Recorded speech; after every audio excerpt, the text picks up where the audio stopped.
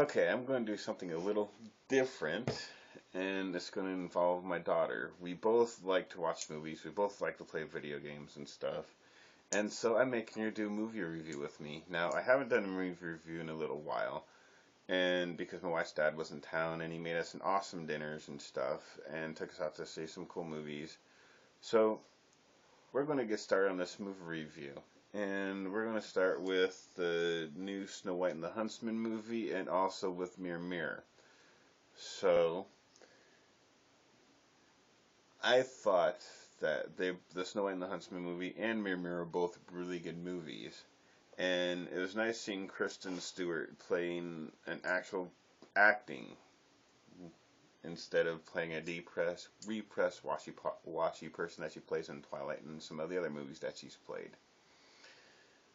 And so, what did you think of Snow White and the Huntsman? Snow White and the Huntsman, not really a kids movie, but if you're probably over 13, it's a good movie. It's kind of like the original, except she doesn't fall in love with Prince Charming. It's more of she falls in love with the person who saves her, and not the person who. Well, actually, it's not the person that she has two love interests. Actually, one is the William, who is I think the helper. He's the Duke's son, and then there's the Huntsman, who is sent out to kill her. But True Love's kiss woke her up, which means the Huntsman is her love. Yeah, but also she also has feelings for Prince William, for the Duke's son William, because he saved her a long time ago too, and probably would have had the same thing happen if he had kissed her. He did kiss her. She didn't wake up. But well, she still kind of likes him because you can tell in the movie. But it was a really good movie, and the special effects were awesome. The little pixies coming out of the animals and stuff were just kind of cool and everything. And they did a really good job on the movie. I'd highly recommend checking that one out. And the next movie we had seen is Mirror Mirror, which this is out on video, and you can pick it up at your local Blockbuster.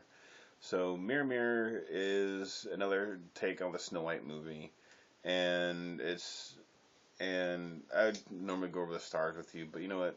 This is just, I don't know, there's so many actors and actresses to name off in this and stuff, so I'm just going to go into the review with Mirror Mirror. What is the polar opposite of what Snow White and Huntsman is. They're both this tale of Snow White. Now, in this one, they actually used dwarves. The Snow White and Huntsman, they didn't really use dwarves. They kind of dwarfed the person with the cameras, using special camera angles and stuff.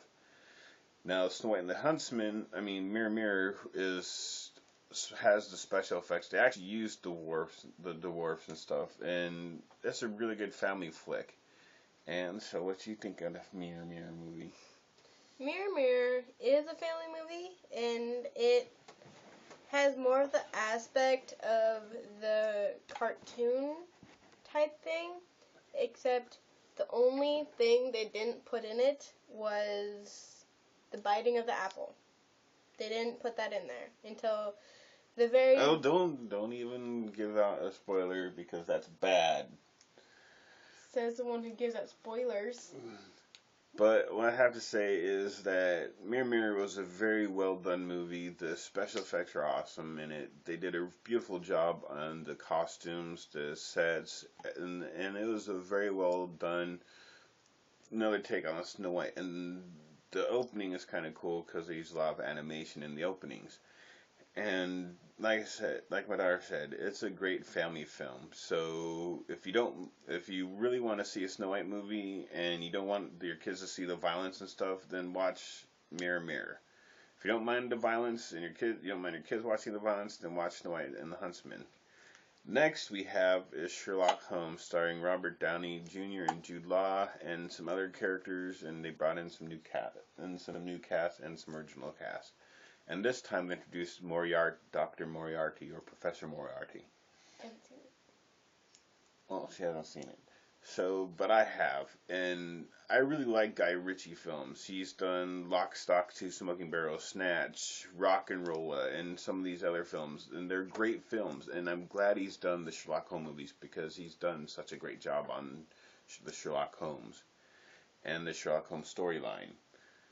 Um, this time, Sherlock Holmes goes against Professor Moriarty, who's kind of like an arms dealer and delves into other kinds of killings and stuff, orchestrated by Moriarty and fulfilled by his henchmen and stuff. I really check out this movie.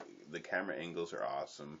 Guy Ritchie does an awesome job on how you can get into the mind of Sherlock Holmes. You actually see how he plans things out and plots things.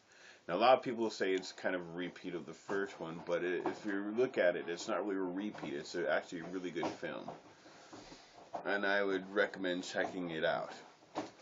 And the next movie that we have watched was The Wrath of the Titans. Now, get your butt back here.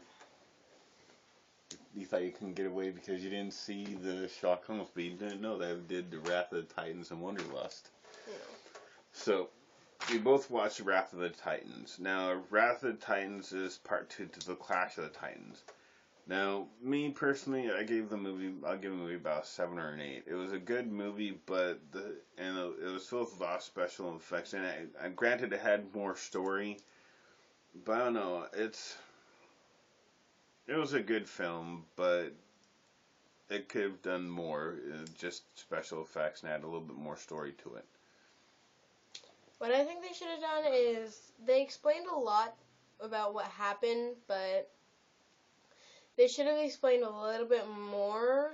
Like, it was a great story, it had a good storyline, it had good background, but it needed a little more.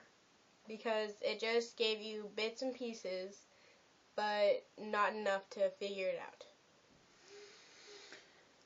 And, I don't know, like I said, it was a good, when they have to fight the Titans, they brought in, if you don't know anything about your mythology, they brought in Kronos, Zeus's father, who had told his wife to kill his son and stuff, but the wife hid her sons and stuff, and Zeus became more powerful and took on Kronos. Now Kronos is trying to get himself freed, so he makes a deal with Zeus's brothers Hades and Zeus's son Ares, and